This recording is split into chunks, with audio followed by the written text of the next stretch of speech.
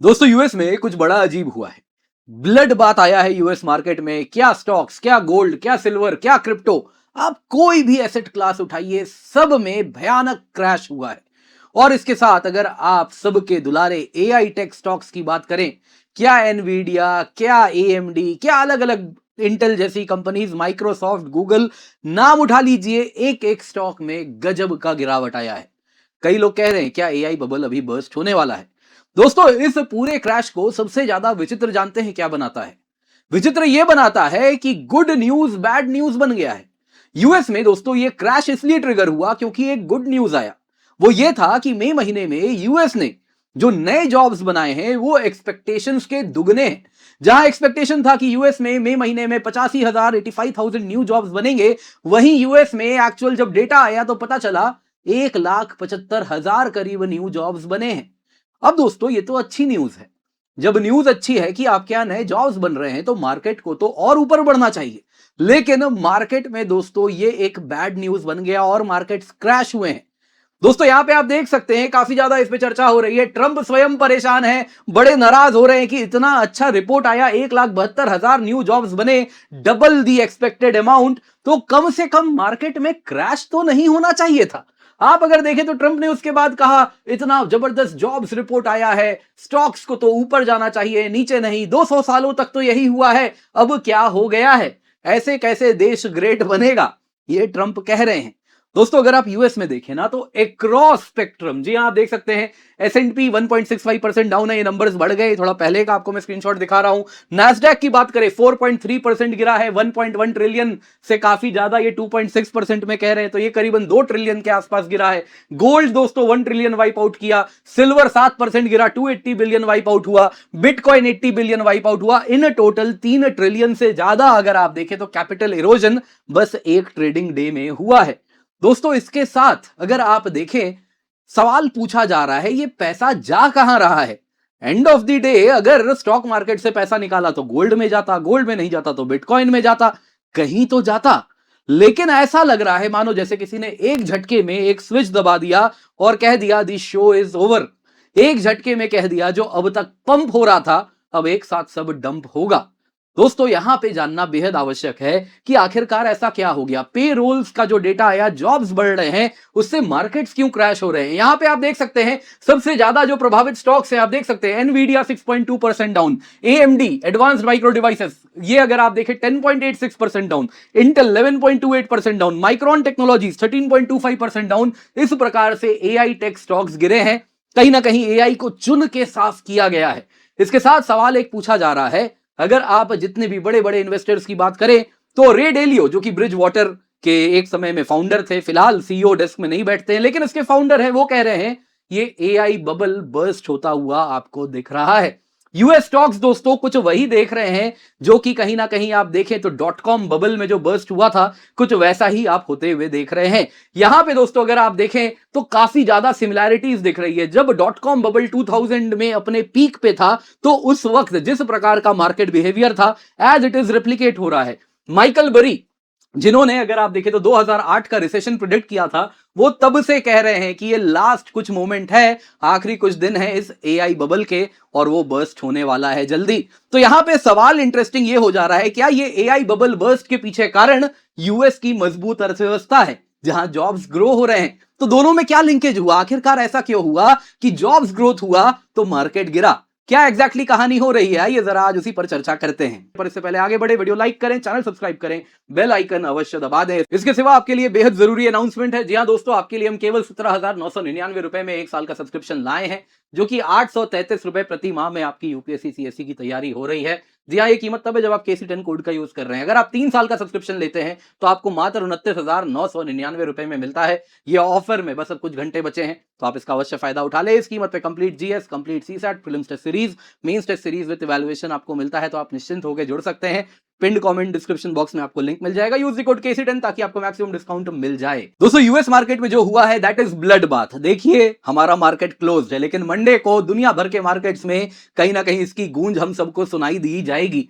अगर आप देखें तो ये सेल ऑफ आइसोलेटेड नहीं था, किसी एक एसेट में नहीं हुआ, एक क्रॉस स्पेक्ट्रम हुआ। इक्विटीज में, क्रिप्टो में, प्रेशियस मेटल में, हर जगह सिंक्रोनाइज तरीके से पैसा समेटा जा रहा है।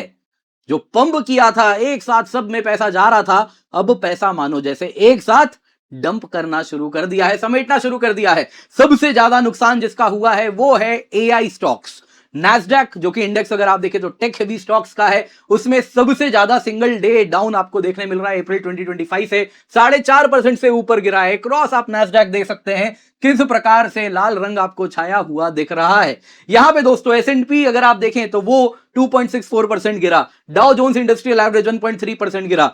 2 ट्रिलियन से अधिक बताया जा रहा है केवल इक्विटीज में गिरा है। वैसे ही बिटकॉइन 6% गिरा, गोल्ड 3 से 3.5% गिरा, सिल्वर करीबन 7% गिरा है। ओवरऑल मार्केट ने 3 ट्रिलियन से ज्यादा का नुकसान किया बस एक दिन में।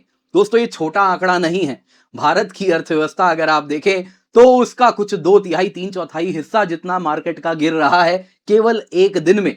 और ये क्यों गिरा? क्योंकि एक रिपोर्ट आया कि मई महीने में जॉब्स ज्यादा जनरेट हुए हैं, जितने एक्सपेक्टेड थे उसके 2 गुना एक्सपेक्टेशन के जॉब्स बने हैं। जी हां, नॉन फार्म पेरोल्स की बात करें तो मई महीने में जो आया वो आया कि 1,72,000 नए जॉब्स बने मई महीने में यूएसए में। एक्सपेक्टेशन थी 80,000 की, लेकिन उस एक्सपेक्टेशन से डबल करीबन परफॉर्मेंस गया। और इसके साथ पहले तो बड़े खुश हो रहे थे जितने भी ट्रंप के मागा सपोर्टर्स थे। उन्होंने कहा देखो मार्च में भी हमने ऐसा ही किया था, जहां एक्सपेक्टेशन 65,000 था वहां 1,86,000 नए जॉब्स बनाए थे। यही चीज मई महीने में भी करके ट्रंप दिखा दिए हैं। मानना पड़ेगा ट्रंप को कि दुनिया में जियोपॉलिटिकल टेंशन हो रही है, ट्रंप टैरिफ लगाते हैं, लेकिन देखो हमारे यहां जॉब्स बनता है। कुछ थोड़े देर तक तो ये खुशी थी, लेकिन मार्केट ने इसको इस प्रकार से रिएक्शन दिया कि आप लोगों ने स्वयं पढ़ ही लिया। ट्रंप कह रहे हैं ये क्या हो रहा है, क्यों ऐसा कर रहे हो, ऐसे कैसे देश ग्रेट बनेगा।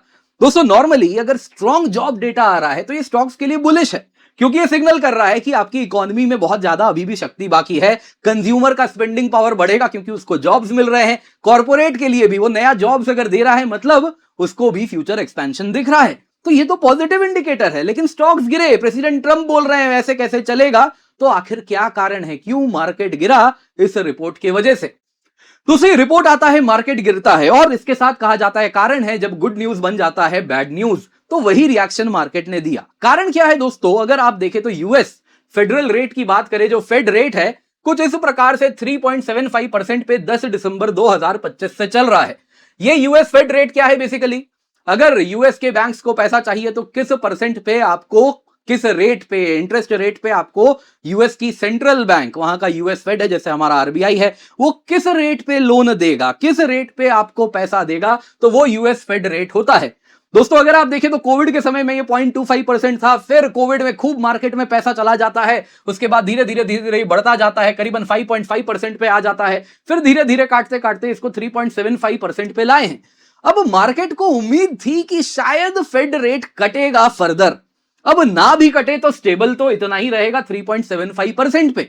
अब दिख भी रहा था कि कुछ ये कहीं ना कहीं स्टेबल रहने वाला है, लेकिन जैसे ही ये रेट आया, जैसे ही ये स्ट्रॉन्ग जॉब्स का रिपोर्ट आया, उसके साथ एक चीज क्लियर हो गई, जो आप देख सकते हैं ट्रेडर्स कहने लगे कि भाई अब इस साल तैयार हो जाओ, फेड रेट तो हाइक होने वाला है। यानी ये 3.75% से बढ़ के 4% और उसके बाद और बढ़ा तो 4.25% पे पैसा हो जाएगा, यानी फेड रेट हो जाएगा। यानी कि चीप मनी आने वाले दिनों में नहीं होने वाली है।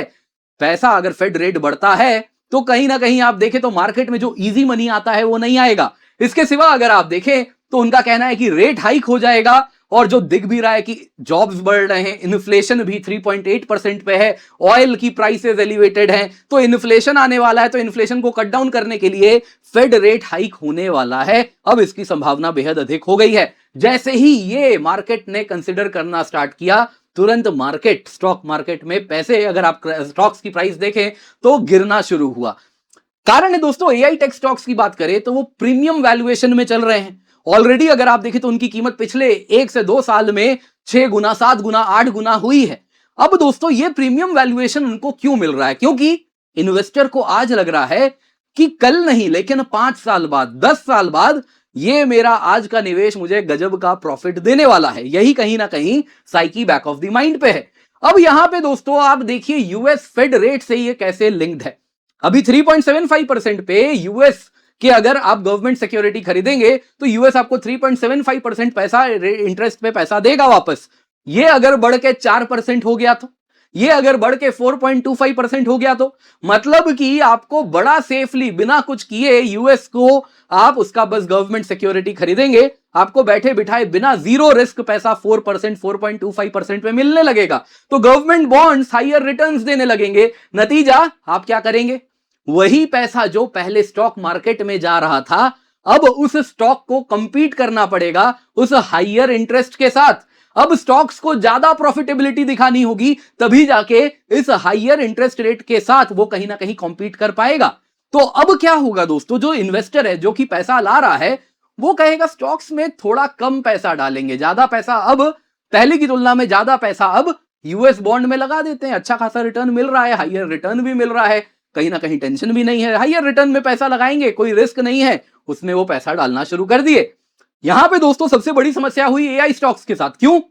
क्योंकि एआई स्टॉक्स का टाइम होराइजन बड़ा लंबा है, वो कल का कल रिटर्न नहीं देगा, वो 10 साल बाद देगा, 15 साल बाद देगा, जिस वजह से जो इन्वेस्टर है वो कह रहा है भाई 10 साल 15 साल वेट क्यों करें, जब आज मुझे हायर प्रॉफिट यहां पर मिल रहा है तो बड़े सेफ तरीके से। तो यहां से दोस्तों काफी मेजर पैसा उन्होंने खींचना स्टार्ट किया। और इसके साथ मार्केट में एक चीज दिखने लगी कि इजी मनी का पैसा नहीं है, तो फर्दर मार्केट में अब एआई स्टॉक्स में पैसा पंप नहीं होने वाला है। तो जिस वजह से बाकी निवेशक भी जो थे वो भी ये बात समझते हुए अपना पैसा खींचे। नतीजन एआई स्टॉक्स में सडन डंप हुआ, जो कि आपको देखने मिला, जिस वजह से एआई स्टॉक्स में ही इन्वेस्टर्स ने सबसे ज्यादा कट डाउन किया है और इस वजह से उनका क्रैश हुआ है। तो यहां पे आप देख रहे हैं कैसे हेल्दी इकोनॉमिक इंडिकेटर मार्केट के लिए ट्रबलसम हो गया।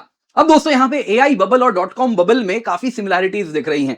दोनों में दोस्तों एंड ऑफ द डे जो स्टोरी थी वो सेम थी। एआई बबल अगर आप देखें या टेक बबल देखें तो 2000 की बात है, इंटरनेट नया नया आया था। एक सिंपल है ना, वो क्लीनिंग का एक कंपनी थी। उन्होंने क्या किया था, रोड पे बेसिकली वो कचरा उठाते थे जितना भी था, बस उसका वेबसाइट बना दिया था और कहते थे कि हम .com कंपनी हैं। तो उनका भी स्टॉक एकदम 7वें आसमान पे पहुंच गया था। अंदर में कोई देख ही नहीं रहा था ये कर क्या रहे हैं, इंटरनेट से कैसे प्रॉफिटेबिलिटी होने वाली है। तो इस प्रकार का प्रीमियम वैल्यूएशन बस .com लगाने से हो जा रहा था, जो कि एक .com बबल कहलाता था।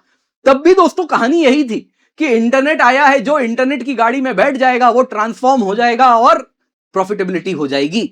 आज भी वही कहानी है। आज क्या कहा जा रहा है, जो एआई में सवार हो जाएगा वो प्रॉफिटेबल हो जाएगा। जिस वजह से उस समय इंटरनेट के नाम पे बहुत जबरदस्त इन्वेस्टमेंट हो रहा था, वैसे ही आज एआई के नाम पे हो रहा है।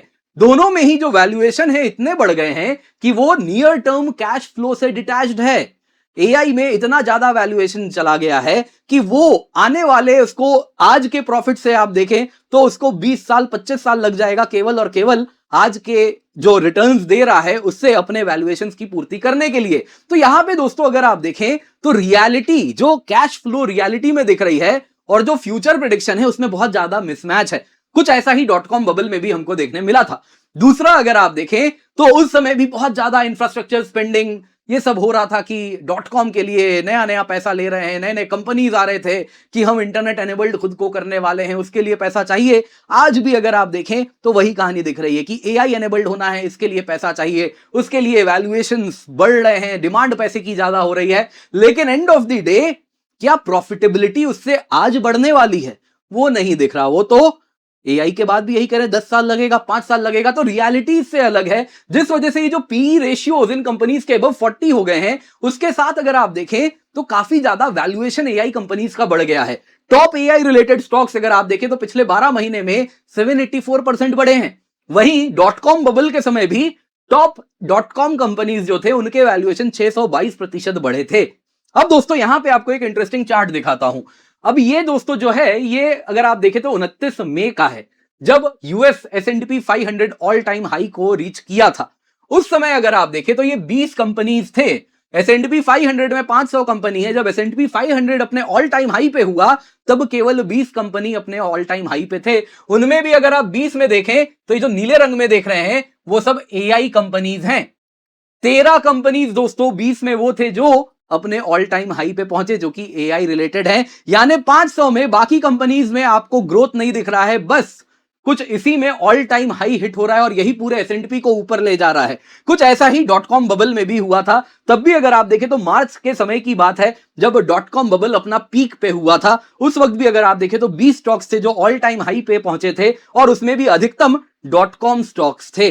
तो यही इन्वेस्टर्स कह रहे हैं, जो एनालिस्ट कह रहे हैं कि जो बुल मार्केट है, यदि वो ब्रॉडन नहीं हुआ, वो लिमिटेड हो गया, बस कुछ कंपनीज में ही सीमित हो गया, तो ये कहीं ना कहीं बड़ा हानिकारक है। ये दिखा रहा है कि स्टॉक मार्केट एक प्रकार के बबल से ग्रसित है, क्योंकि आपका पूरा मार्केट वैल्यूएशन, पूरा अक्रॉस मार्केट इकोनॉमिक ग्रोथ नहीं है, बस लिमिटेड टू सर्टेन कंपनीज है। तो आप बड़े वल्नरेबल हैं। अगर उसकी कहानी डूबी तो पूरा मार्केट क्रैश होने वाला है, और वही कहानी वापस आपको होती हुई दिख रही है। माइकल बरी, बिग शॉर्ट इन्वेस्टर, जिन्होंने अगर आप देखें 2008 का यूएस का जो हाउसिंग क्राइसिस था वो प्रेडिक्ट किया था, वैसे शॉर्ट सेलर है, बता देता हूं मैं, तो उन्होंने वापस यही कहा है कि देखिए एआई बबल भी फटने वाला है। अपने पैसे वगैरह भी इन्होंने जितने भी एआई स्टॉक्स हैं उसके पुट पोजीशन पे लगा के रख दिया है। वैसे ही अगर आप रे डेलियो की बात करें, जो कि ब्रिज वाटर जिन्होंने बनाया है, दुनिया की सबसे बड़ी अगर आप देखें तो हेज फंड मैनेजमेंट कंपनी है, तो वो कहते हैं कि देखिए एआई रियल है, एआई ट्रांसफॉर्म करने वाला है, जैसी बाकी टेक्नोलॉजीज चीजों को ट्रांसफॉर्म की, इंटरनेट ने किया, गूगल आया, अब अमेजन आया, अलग अलग कंपनीज आए, आज क्विक कॉमर्स आया, इंटरनेट के ही बैक पे आया है। तो वैसे ही एआई भी रियल है, ट्रांसफॉर्मेशन होगा, लेकिन ट्रांसफॉर्मेशन का जो आर्क है ये बड़ा शॉर्ट नहीं होने वाला है, ये भी बाकी टेक की तरह लॉन्ग रूप में ही होने वाला है। ये कहानी वो कह रहे हैं, डॉट कॉम के समय भी ऐसे ही बोलते थे कि 3 साल में देखो कैसे डॉट कॉम सब कुछ बदल देगा, इंटरनेट बदल देगा, तो कुछ वही हो रहा है। उनका कहना है कि जितने भी टेक्नोलॉजिकल रिवॉल्यूशंस आते हैं वो ऐसी ही कहानी बनाते हैं जिसमें बबल होता है, और एक समय के बाद इन्वेस्टर आते हैं, कहते हैं कि भाई अब प्रॉफिटेबिलिटी दो। जिस समय वो प्रॉफिट मांगेंगे, अपने पैसे मांगेंगे, उस दिन बबल फटता है। तो क्या वो बबल इसलिए फटने वाला है क्योंकि यूएस में जॉब रिपोर्ट हेल्दी आ गए हैं, जिस वजह से रेट हाइक होने की संभावना है, यानी मार्केट में इजी मनी नहीं होने वाला है, तो पैसा अब समेटने वाले लोग आ गए हैं, जिस वजह से वो बबल बर्स्ट हो सकता है। दोस्तों एक कमाल की बात अगर आप देखें तो काफी लंबे समय से कहा जा रहा था ईरान वॉर होगा तो एआई बबल भी बर्स्ट हो सकता है। कारण यही कहा जा रहा था, ईरान वॉर होगा, इन्फ्लेशन आएगा, इन्फ्लेशन को कंट्रोल करने के लिए रेट हाइक्स होंगे, रेट हाइक्स होगा तो यूएस मार्केट में जो पैसा जाता था, चीप मनी जाती थी, वो चीप मनी नहीं जाएगी, चीप मनी नहीं जाएगी तो एआई का वैल्यूएशन कैसे जस्टिफाई होगा। तो क्या ईरान वॉर भी इसके लिए कहीं ना कहीं जिम्मेदार है? आपको क्या लगता है? कमेंट में अवश्य बताइएगा।